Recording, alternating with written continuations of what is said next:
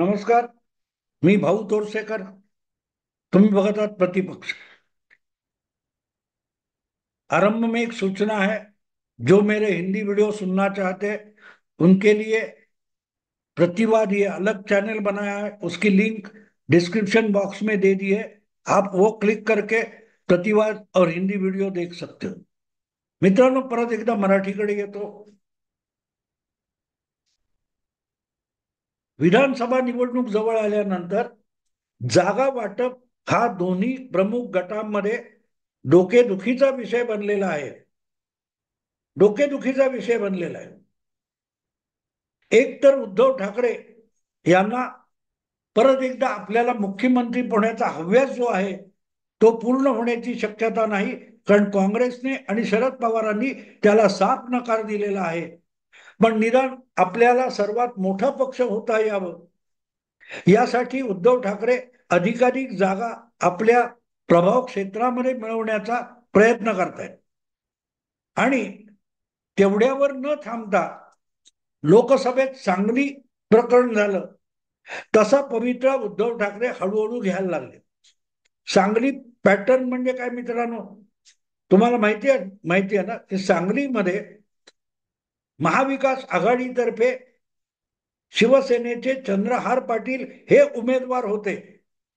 पण तिथे महाविकास आघाडीतलाच एक घटक पक्ष असलेल्या काँग्रेसने विशाल पाटील हा बंडखोर उभा केला आणि त्याला निवडून सुद्धा आणलं. थोडक्यात महाविकास आघाडीच्या अधिकृत उमेदवाराचा म्हणजे उद्धव ठाकरेंच्या अधिकृत उमेदवाराचा त्यांच्या मित्र पक्षाच्या बंडखोराने दारुण पराभव करून टाकला. पण पॅटर्न काय असतो, तर पॅटर्न असा आहे की महाविकास आघाडीमध्ये मागूनही जी जागा मिळणार नाही ती जागा आपला उमेदवार आधीच जाहीर करून बळकावायची. याला उद्धव ठाकरेंचा सांगली पॅटर्न असं मी म्हणतो. जी गोष्ट सांगलीमध्ये झाली होती तीच उद्धव ठाकरेंनी मुंबईत सुद्धा केली होती. मुंबईमध्ये मुंबई काँग्रेसच्या अध्यक्षा वर्षा गायकवाड यांच्या वडिलांचा मध्य मुंबई दक्षिण हा मतदारसंघ होता, ज्या मतदारसंघात एकनाथ गायकवाड वर्षा ताईंचे वडील यांनी मनोहर जोशींचा पराभव करून निवडणूक जिंकली होती. तो मतदारसंघ आपल्याला मिळावा ही काँग्रेसची अपेक्षा होती आणि म्हणून वर्षाताई गायकवाड प्रयत्नशील होत्या.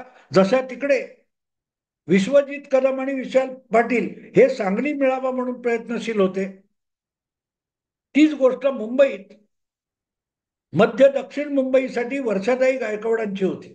आणि म्हणूनच तिथून उद्धव ठाकरे यांनी अनिल देसाई ह्या आपल्या उमेदवाराची घोषणा करून टाकली आणि वर्षाताई गायकवाड कमालीच्या नाराज झाल्या. तेव्हा त्यांना मध्य उत्तर हा मतदारसंघ देण्यात आला. पण मुद्दा असा आहे की उद्धव ठाकरेंनी आपल्या मित्र पक्षांबरोबर सल्लामसलत न करता, विचारविनिमय न करता परस्पर आपला उमेदवार जाहीर करून टाकला होता. याला मी उद्धव ठाकरे पॅटर्न म्हणतो किंवा सांगली पॅटर्न म्हणतो. आता सुद्धा उद्धव ठाकरेंना माहितीये की जर आपण मागत बसलो तर काँग्रेस आणि राष्ट्रवादी शरद पवार गट आपल्या पदरात काहीही पडू देणार नाही. किंबहुना आपल्याला जे काय हवं आहे ते आपल्या पदरात महाविकास आघाडी म्हणून हे दोनही मित्र पक्ष पडू देणार नाही. तेव्हा जे हवं आहे ते सरळ बळकावत जायचं, परस्पर घोषित करून टाकायचं. ह्या भूमिकेवर हळूहळू उद्धव ठाकरे आलेले आहेत हळूहळू.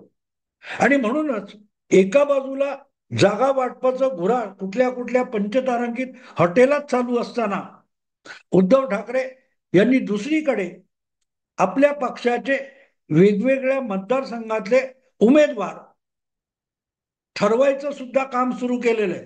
त्यातले इच्छुक कोण आहेत, दोघे तिघे असतील तर त्यातला एक कोण येऊ शकेल, कोणाचं पारडं जड आहे किंवा आपल्या पक्षातला कोणी नसेल पण ती जागा जिंकू शकणारा दुसऱ्या पक्षातला कोणी आणून तिथे शिवसेना उबाठाचा उमेदवार बनवता येईल का याची चाचपणी उद्धव ठाकरे सातत्याने करत आहेत.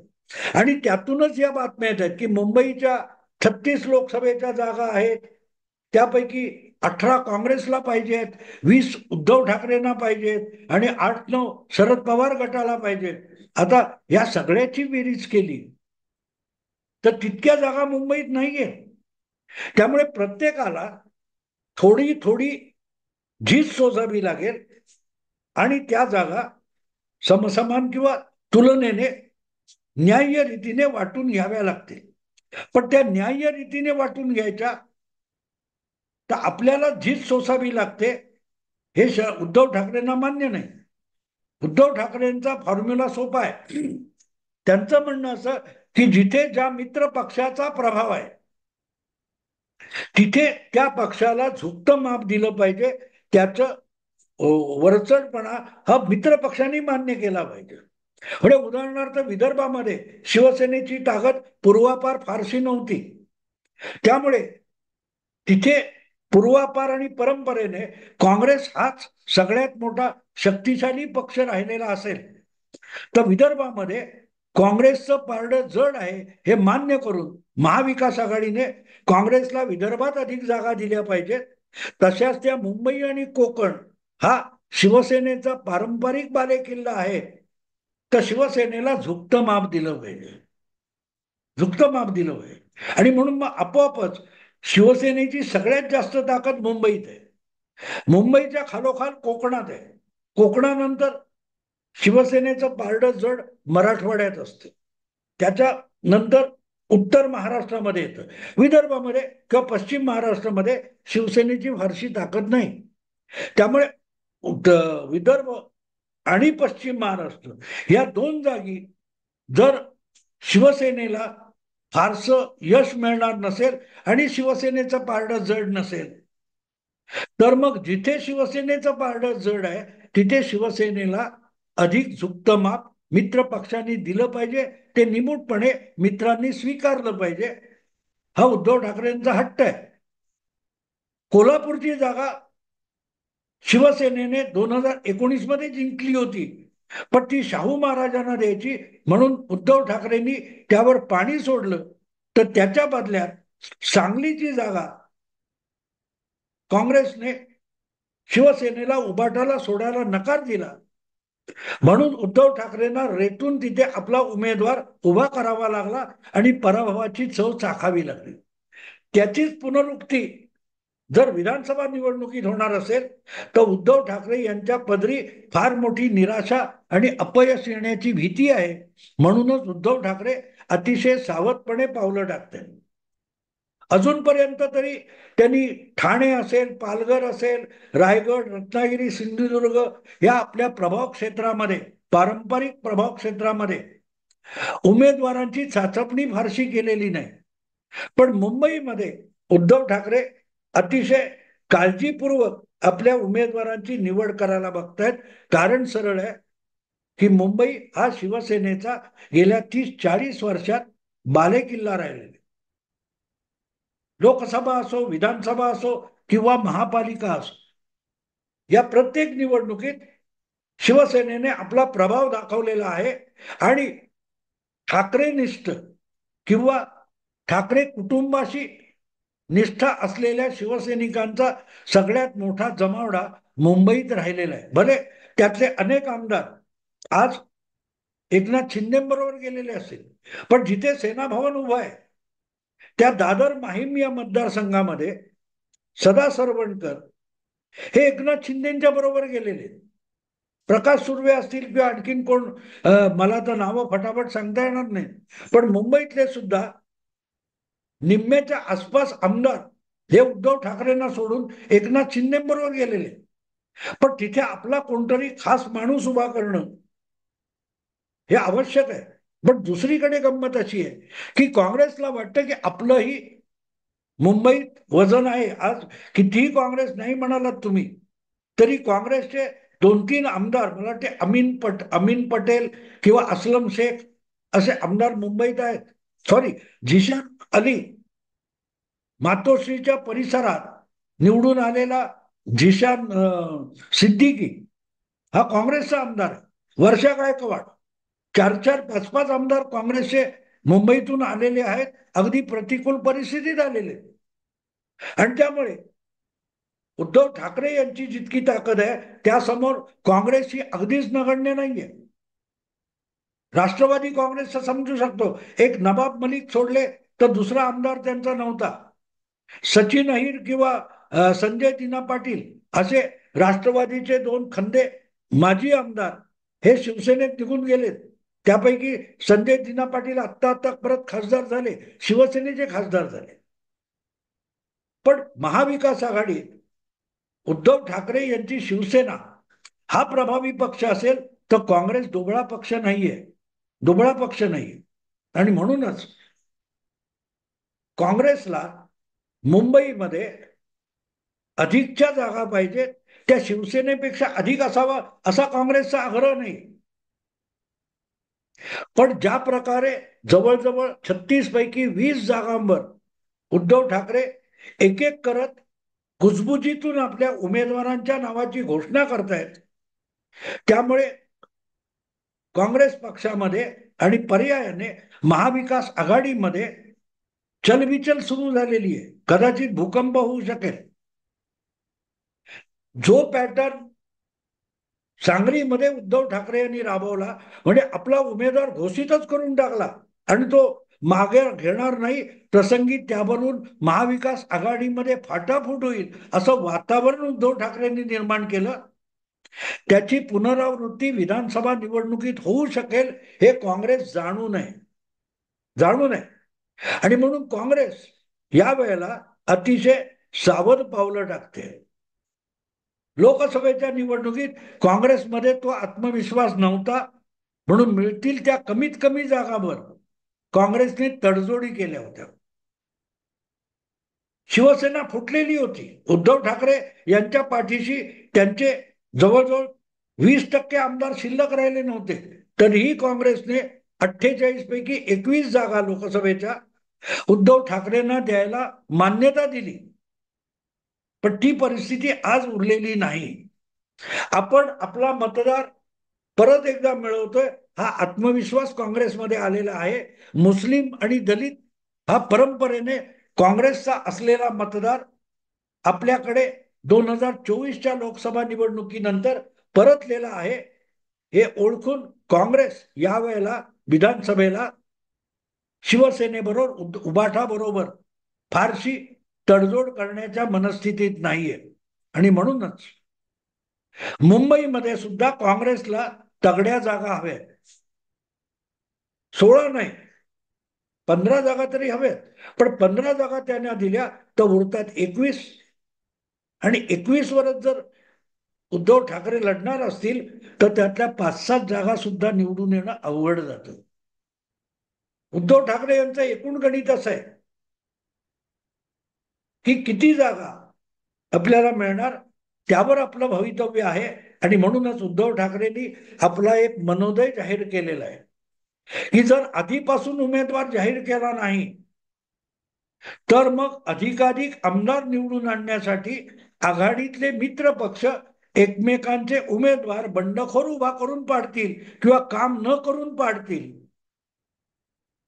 थोडक्यात मीच ते करीन असं उद्धव ठाकरेंनी सांगून टाकलेलं आहे की मुंबई, कोकण जिथे जिथे उबाठा शिवसेनेचा प्रभाव आहे तिथे आमच्या हक्काच्या जागा आम्हाला देणार नसाल तर मग उरलेल्या जागी सुद्धा आमची मतं राष्ट्रवादी किंवा काँग्रेसच्या पारड्यात पडतील याची हमी देता येणार नाही. खात्री बाळगू नका.